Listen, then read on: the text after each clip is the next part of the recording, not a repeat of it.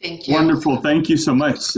You're so kind to do that introduction. And good afternoon, everyone.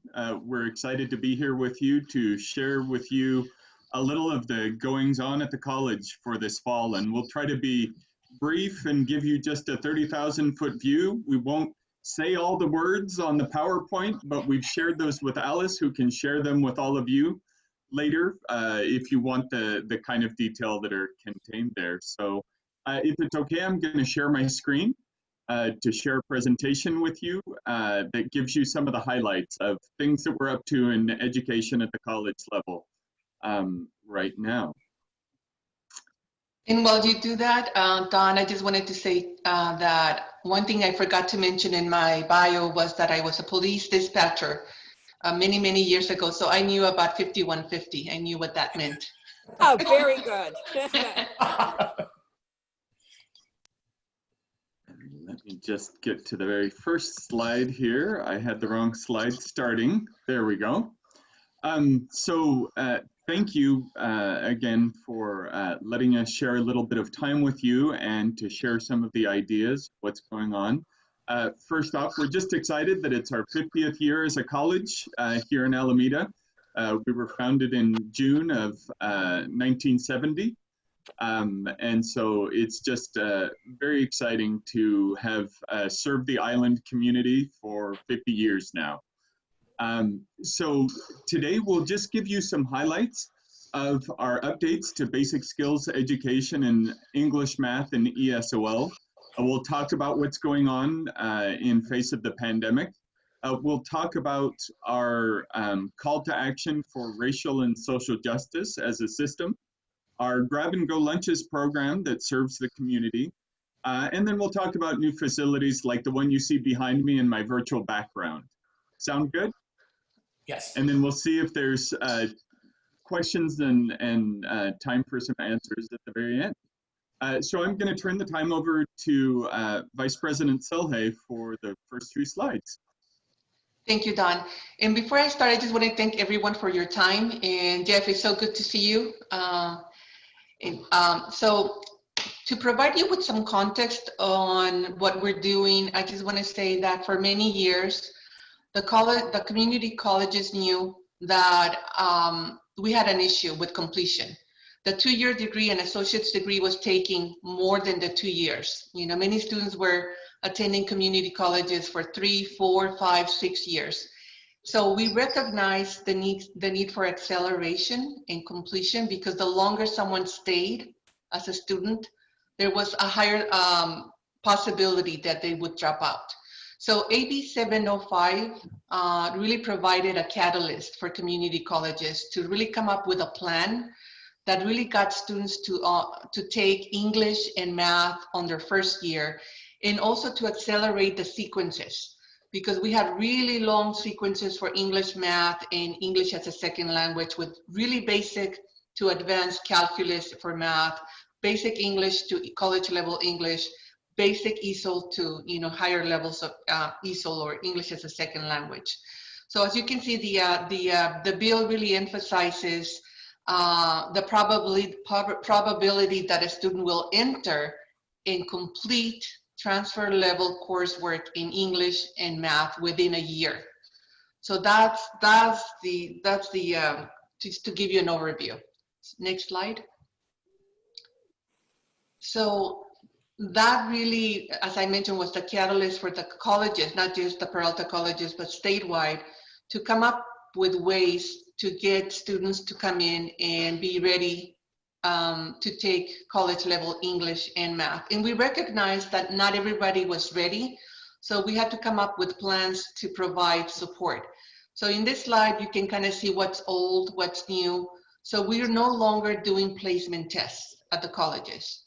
So we use what we call multiple measures. We look at high school transcripts, grades, GPAs, to make sure that students are placed at the appropriate level, not too easy, not too hard.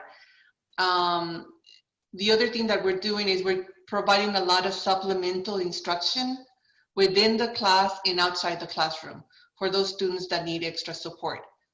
Once again, what's new, no more placement tests for English, math, or ESOL, that's kind of new.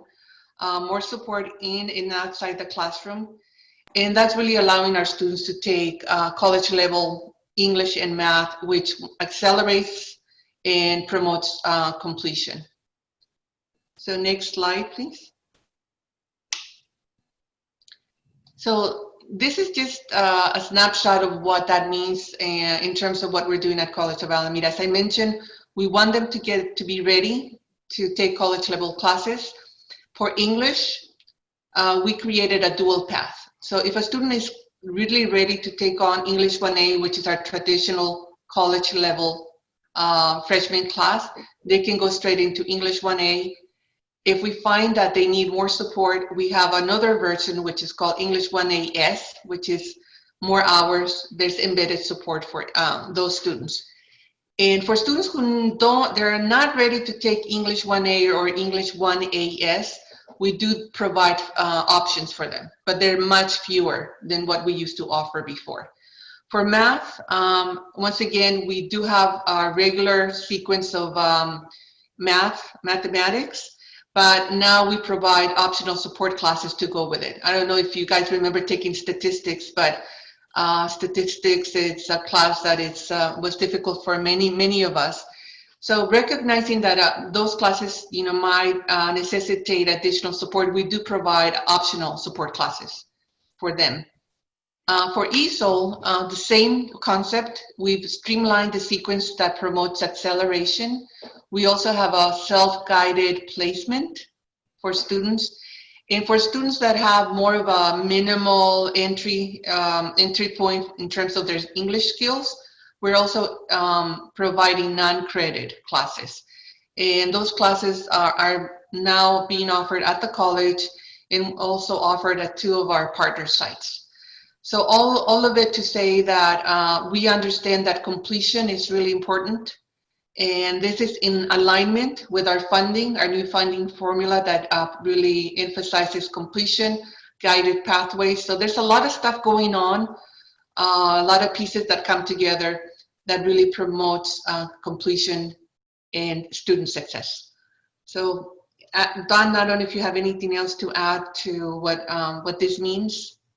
I think that's fantastic. And we just statistically knew over time that students just being placed by taking exams online or in person just was not effective. It was unsuccessful, and it created so many barriers for our students, especially our non-traditional students. It provided barriers for students from a variety of different backgrounds. And so this really is a successful new methodologies for bringing them in an accurate spot and giving them all the supports they need. So we're excited that this has become a part of the college curriculum.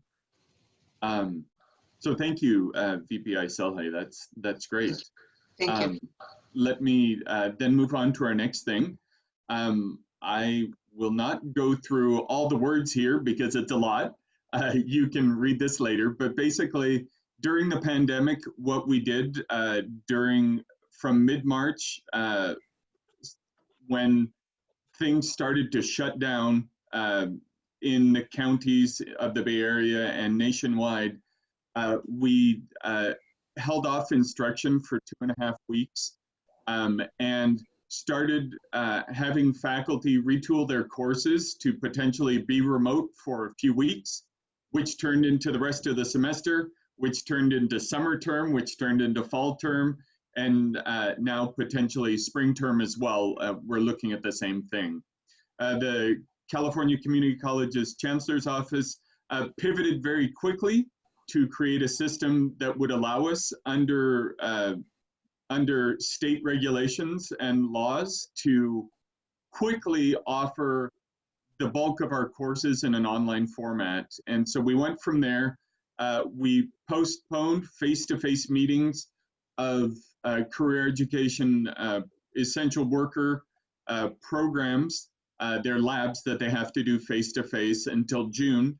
we were able to successfully socially distance and protect students and faculty in those labs during June. And then those are the programs that, again, this fall, starting just this week, began to have a handful of face-to-face sessions, again, socially distanced with full personal protective equipment. And we monitor everything very closely and carefully. The faculty and administrators formed different work groups during summer to design safety protocols that met all the county guidelines, the state guidelines, and our own chancellor's office guidelines as a state system. And then the decision was made to close our campuses through January 4th, 2020. Most employees work remotely.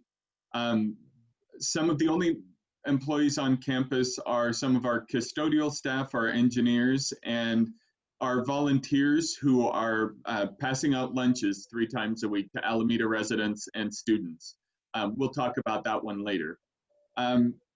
So basically, there were Herculean efforts by our distance education faculty leaders who did tremendous amounts of training for those months from March through August, and now they're doing a new training in October to help faculty move their classes online. And our Learning Resource Center also started training students in how to do Zoom learning. So we're just proud of all the hard work that folks put into that work. And so, as I mentioned, we'll most likely be remote in spring and potentially in summer of next year, but the official determination about whether employees will start coming back to work in January is yet to be made, but those plans are being reviewed by our Board of Trustees now. Another key element that arose in late spring was after the murder of George Floyd and the recognition of so many other murders and the racism faced by Black Americans throughout California and the rest of the US, our Chancellor's Office created a 6-point call to action to strategize around and address structural racism on our campuses. And so they launched into the 6 points that I list here, which would be a system-wide review of the 115 colleges, of the law enforcement officer and first responder training that we do, because we train most of the California state police officers, sheriff's academies, the EMTs and so forth. We're the largest training system. And so the system is taking a look at how we are doing that training and what can we do to update in terms of social justice and racial justice as it relates to law enforcement and first responders. So that's been carried out and going, all of these are ongoing. We've been hosting dialogues on campuses about campus climate, talking about classroom audits and changing classroom practices to address systemic racism in the classroom. Then the district boards have been working with the campuses to update their equity plans. There has been a robust group that was already working this past year for diversity, equity, and inclusion in hiring and other practices on our campuses. So that group has actually been working with some amazing efforts this spring and now into fall, has leaders from around the state systemically addressing DEI work at the colleges. And then joining in and conversing with the folks that are speaking about these issues as an entire community college system. So some of the things we've done at College of Alameda to address, to begin to address these issues are hosting a town hall in summer in June, And then our flex days where all employees come together before the semester starts. We've launched the work of a 1619 project to educate campus leaders and students and faculty and staff about the historical experiences of African Americans in our community and throughout the US.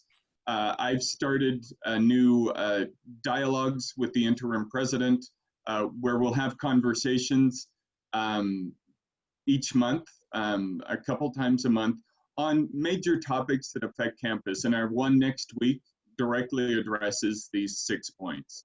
And then we've been sending faculty and staff and administrators to Equity Academy trainings at Skyline College, which they're long-term experts in equity, diversity, and inclusion, and especially in the classroom and teaching and serving students in an equitable manner. And we did those last year before COVID-19 hit, and had an amazing group of, I believe it was 60 total faculty. Actually, I think the total winds up closer to 70 faculty, staff, and administrators who trained in equity practices. So that's an ongoing element for us. You may be aware that on Mondays, Wednesdays, and Fridays at around 11:30 in the morning, we have our grab and go lunches program. We pass out about 800 meals to the community. There's no questions about, are you a student, are you a campus community member, or are you an Alameda resident or otherwise? We just, the goal behind World Central Kitchen and Eat, Play, Learn, which is the Steph Curry family foundation that focuses on this. We simply ask, how many meals would you like? And would you like vegetarian meals or meat-based meals? And we pass them out to any community members that desire them. And then we pass out boxes of produce. And this gains local restaurants about $26,000 a week. That the foundation's World Central Kitchen and Eat, Play, Learn pay to the local restaurants to provide those meals. Then moving on to construction. On campus, we have our new Center for Liberal Arts. These are a couple of photos that I snapped just a week or so ago of the new building. It's just about ready to be occupied. We just have some technology pieces to be upgraded in the classrooms this fall. And then hopefully by summer of next year, we'll actually be able, the pandemic will have subsided and we'll be able to hold face-to-face classes in there. But there is an art gallery and studio. We hope to have local art exhibited there, local artists highlighted, as well as campus artists. Our apparel design and merchandising program has an entire suite of classrooms and labs. We have 20 classrooms in the building. It's about 54,000 square feet of learning spaces. And we are in the process of applying for LEED Silver certification, which is how the building was designed. We're building a new transportation complex. If you see the image down below on the bottom left photo, that is an approximation of where the new transportation building complex will sit. And it is in the design build project process right now. And it'll house our automotive technology, our auto body and paint. It should say paint, not pain. I'm sorry for the typo. And diesel mechanics program. And then our aviation facility got a federal grant to do an upgrade. So federal and state dollars will be updating the aviation campus.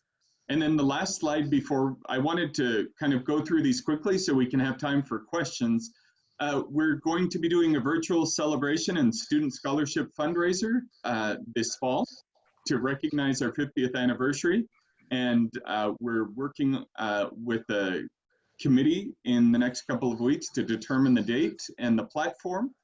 So we'll send further information to Rotary and other community members on when we'll be hosting that celebration. And we would love to have the community involved and invite everyone to join us on that virtual celebration. So we're happy, either of us is happy to entertain any questions you have at this point.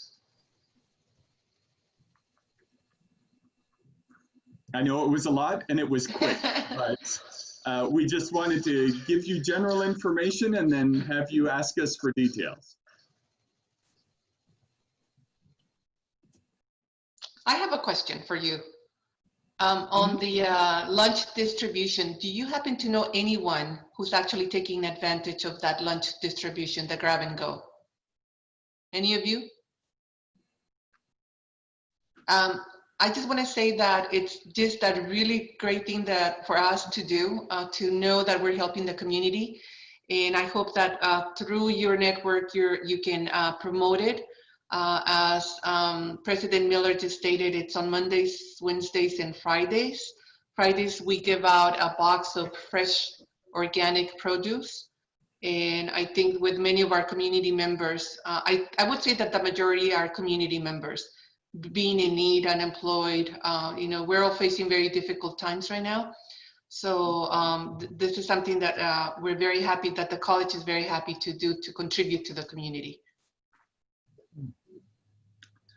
Yeah, definitely. And as I said, it's open to any community members to come up. We just suggest that people get there early because we do it, most everyone is in cars. There's a small group of maybe 20 to 30 people that come and line up physically, but otherwise it's a quick process. I think it takes only about 20 minutes to pass out 800 meals. Wow, excellent. Well, we just have a newly formed communications committee so we can actually get our message out in the community. I think we would be happy to work with you if you can get that information to us. Absolutely. We all serve the community together. That's great. So are there any questions? So I do have one about the scholarship program that you're going to be having. Rotary does scholarships right now, primarily for high school students. But I'd like to hear a little bit more about that scholarship program that you have, if one of you could address that. Yeah, so I think we're just in the beginning stages of creating it, but we're looking at it being really kind of twofold. We want to make sure that we always address scholarships as a community college where the greatest need is.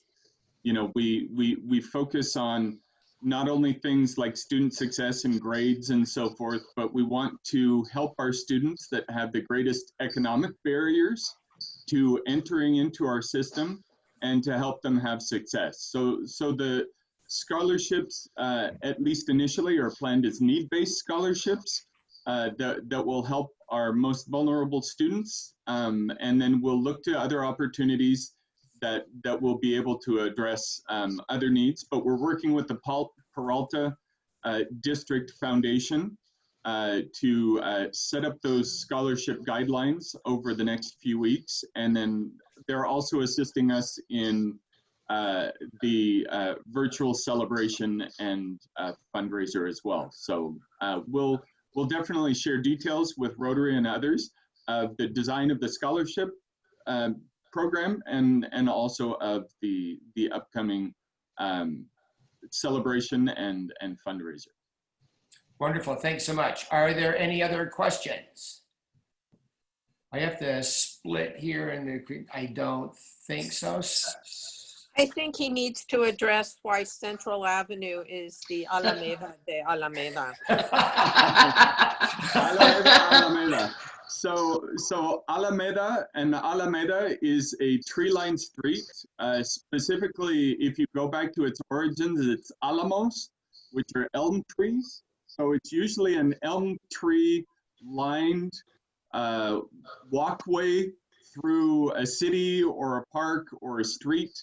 So if it's El Alameda de Alameda, then yeah.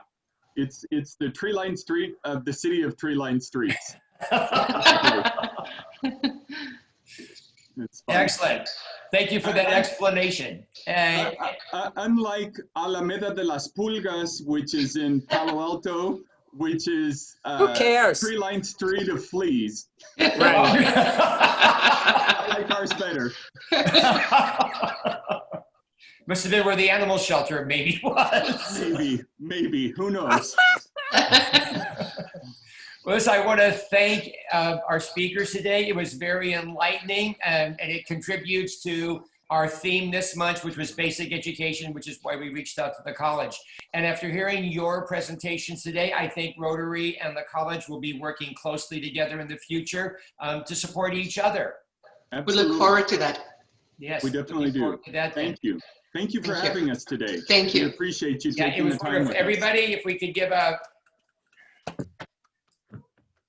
And with that, it is 1:29, and I will adjourn today's meeting. Everybody have a great day and be safe.